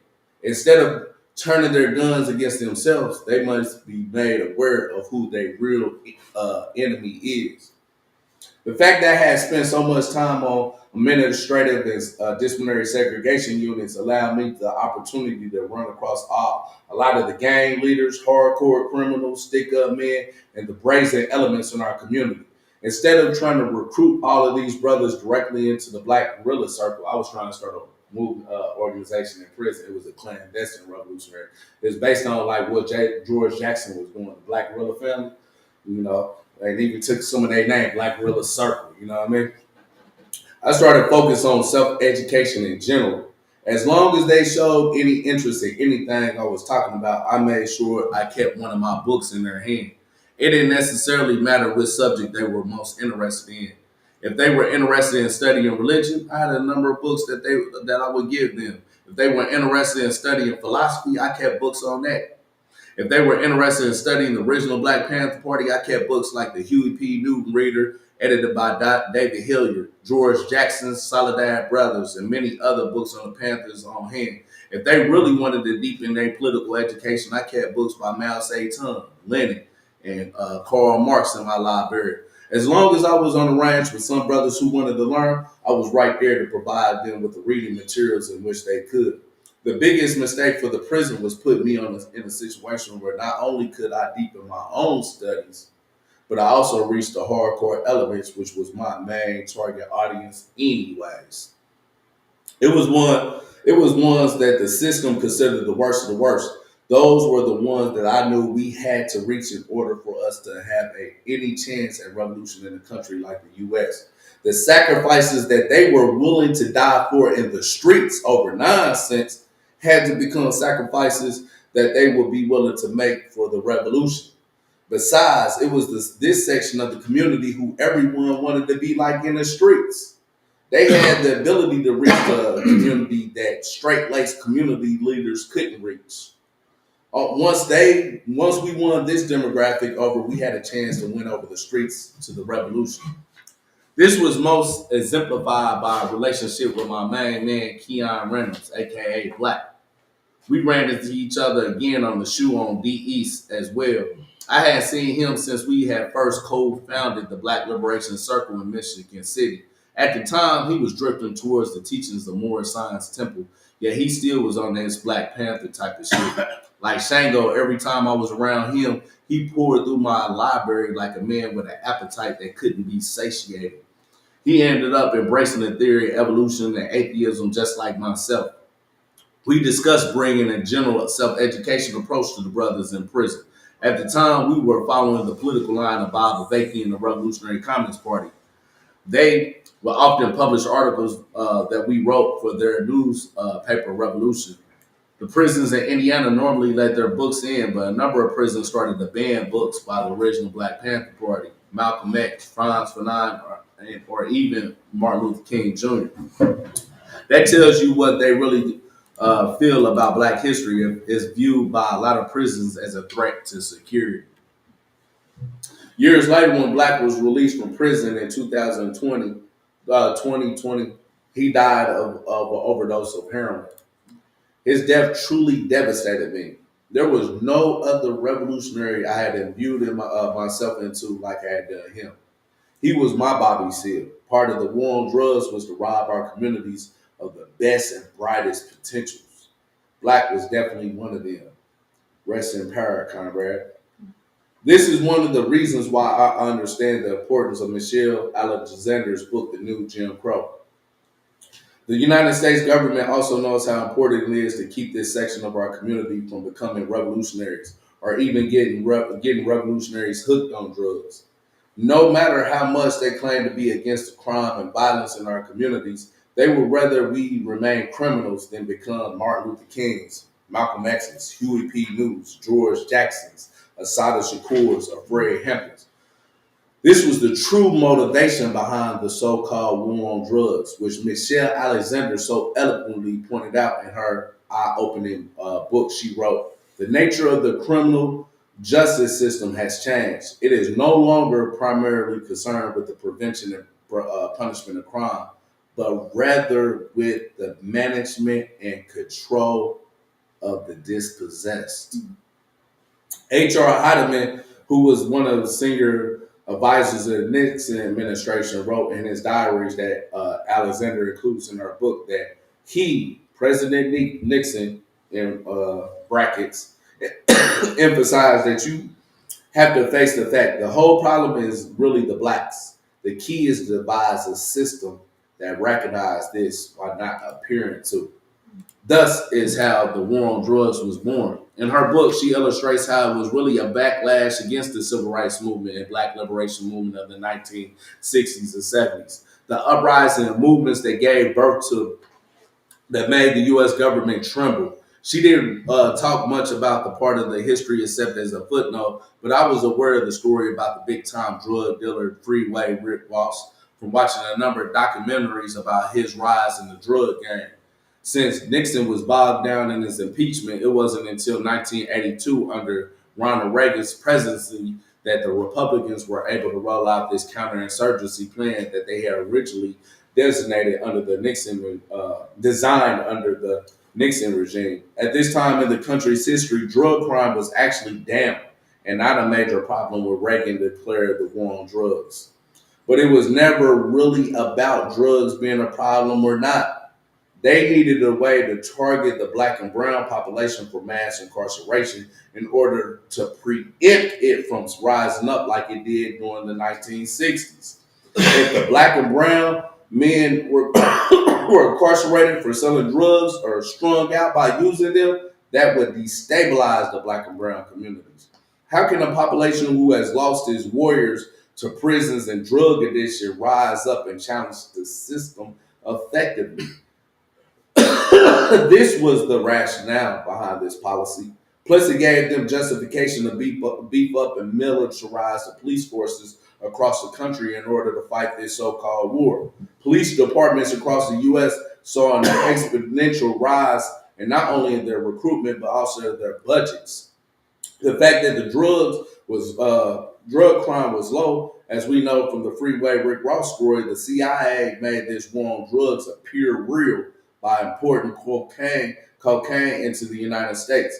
They used a Nicaraguan guy by the name of Danilo Blandon as Freeway's middleman. This served the U.S. interests on two fronts.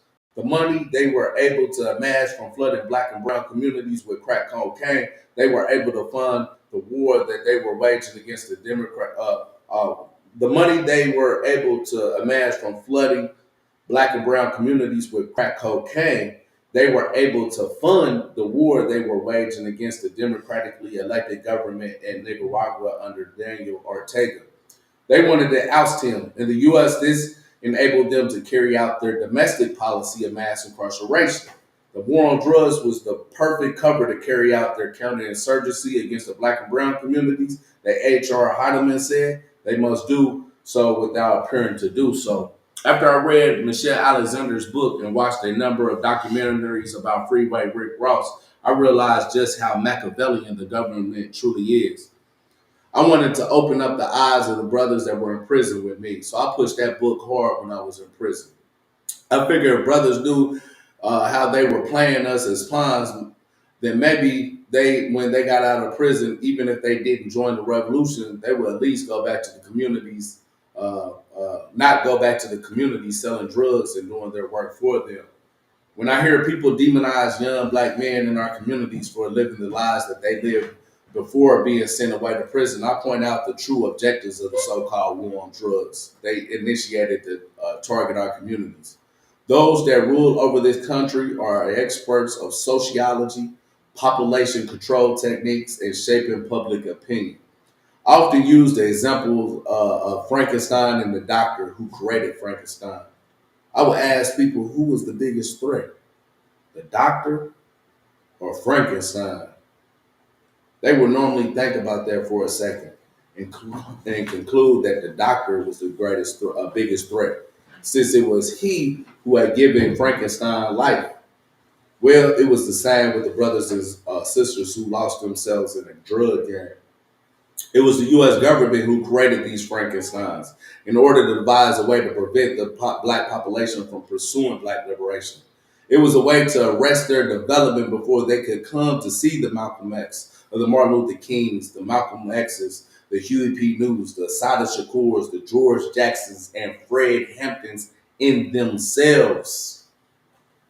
That form of consciousness was seen as a bigger threat, so they made sure we chose the life of gangsters and drug users over a revolutionary life instead, by flooding our community with drugs, then locking many of us away when we chose the American dream that was readily available to us in our communities as an American nightmare. They didn't make us turn to drugs, they may claim. But when you take all the beautiful opportunities out of our communities and you assassinate all of our leaders, real leaders who were trying to build unity and solidarity in our community, what do you expect? Again, they are masters of sociology and population control. They knew what the outcome would be. The 7 years I was on the SHU, it was my studies and self-education that kept my mind strong and able to resist going crazy. Yeah, I endured numbers of bouts of depression, but I always found a way to bounce back. I figured the best way to get back at them for sending me to the SHU for all those years unjustly was to emerge equipped with the political education and knowledge that would enable me to fight for black liberation fiercely. It was all the time I had spent on the SHU that transformed me into the person I am today.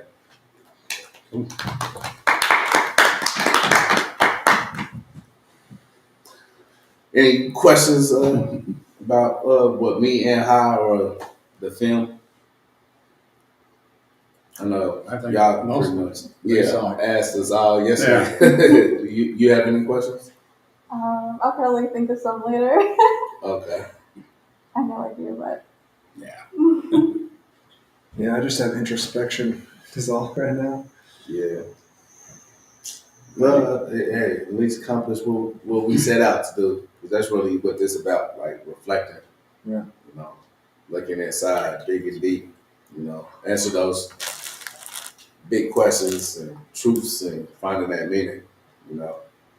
Yeah. But I enjoyed. I appreciate y'all coming out today to this. Where we at? Philadelphia. Okay. I like Baltimore, New Jersey, Philadelphia. We in Philadelphia. We all at tomorrow. Providence. It's our day off tomorrow, so we'll be traveling. But we're gonna go to where we're gonna be at next, Providence, Rhode Island. Yeah, Reading Community Library specifically. Yeah. And Wednesday I'll be back in NY. The day after. I want to say the day after. Was that the 29th or 29th? Yeah. Oh, so that's Thursday. Yeah, the People's Wednesday. Forum. It's Thursday. Yeah. No, that's Wednesday. Oh, It's it's Wednesday, right? Yeah. Oh, okay. Yeah, we're Shit, I don't know what day it is. Yeah, because usually when you say, hey, y'all gonna see you on Wednesday, and you say that no, it's the day after. I think it's usually Thursday, right? Oh, that's what I said. Okay. Thursday. He's saying the day after their event in Providence, they went to New York. Oh, see, you see, okay. see, you didn't say that. He's the one. Yeah, that was Gil. That was Gil. I had to bring someone else in. John. Hey, John, what was the name of this film? That was a joke. You know, the funny thing is, I was going to bring that up when he came over with the notebook and was like, "What was it?" And he wrote down what was the name of this documentary, and all I could think of was yesterday. Hey, Gil, what was the name of this? Film. That was good. Well, I mean, speaking of, before we wrap up the live stream, do you want to talk a little bit about the Rainbow Coalition, or about your work or involvement in it? Doesn't got to be anything long. You want to or you want me to? Me too. Why do you want me to? Because I can. What time is it? Yeah, because it's 6:15. And I left your keys to your car all at home. I just don't know. Wait, the keys to my car at your house? Oh, God. That's going to be fun. So, boom, you looking throw it on me right here? Yeah, why not? Yeah. Good evening, everyone. I don't mind addressing, the world in relationship to, let me just start off by saying my name is Galen Tyler. Longtime member of the Poor People's Economic Human Rights Campaign. Also, founding member of the Poor People's Army, which, the work that we do is basically deeply rooted in the community, trying to figure out how to reach people that's on the bottom that are having problems, meeting their basic necessities, and figuring out how we do that as we go through this process of panning for gold, where we're looking for true leaders that's in the community that are willing to take the stand. Pretty much, where High and Kwame was, leading in reference to their books, trying to get into the community, get the people that directly affected by it, and have them be a part of, the solution, and not just sitting back, being silent or being part of the problem. And so what we do here, we're a national organization, that see the connection with the Second Rainbow Coalition as very vital at this point in time in history. Just knowing the fact that there are people that are out there really trying to cause color lines, trying to religious beliefs, sexual preference, geographical locations for the hillbillies and stuff, really. No, that was a joke.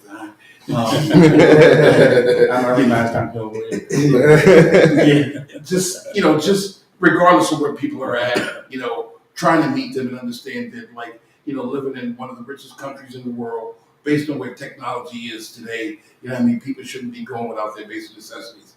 And so our mission, is to try to bring whatever we can to the Second Rainbow Coalition in relationship to the work that we do in relationship, like I said, to trying to help people get food, clothing, housing, healthcare, education, divorces, married, buried, you name it. We try to do anything and everything under the sun that help people that are right now that are struggling based on a whole bunch of things that would take, hours and hours to explain, that we're just lumping it into really one real thing, that there's some real strong corporate enemies that are out there, that's oppressing the masses of us. And no longer should we allow a small percentage of the population, to control the masses and have us fight and struggle against each other, to meet our basic necessities while they just live off high off the hog. Well, a lot of them don't eat hog no more because they know. But like you laugh. No, like the wealthy don't eat hog no more. So we're just trying to figure out how to get into a situation where we create spaces like this to allow people to be able to talk, build, and elevate. And stand on the shoulders of our ancestors that was fighting and struggling. Around these issues of uniting. The class and us looking at this new class that's forming, and trying to unite them as well, and bring forth, a society that's pretty much just, not for just a small, select few, but for the masses of us.